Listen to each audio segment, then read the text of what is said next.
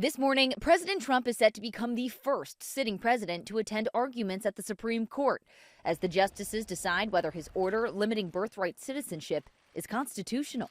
The order declares that only newborns with at least one parent who is either a U.S. citizen or has permanent legal status can become citizens. Everything having to do with birthright citizenship, it was at the end of the Civil War.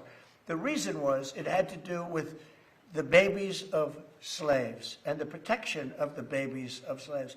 It didn't have to do with the protection of multi-millionaires and billionaires wanting to have their children get an American citizenship. At issue is an amendment ratified after the Civil War that includes a citizenship clause.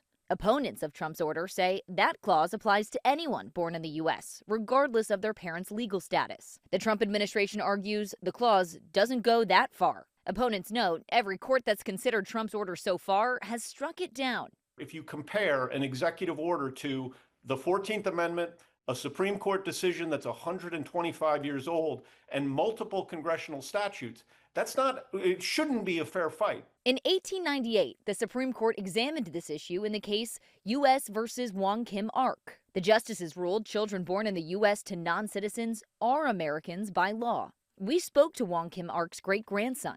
I couldn't imagine we would be in this situation that when we were children, the understanding you're born here, you're American.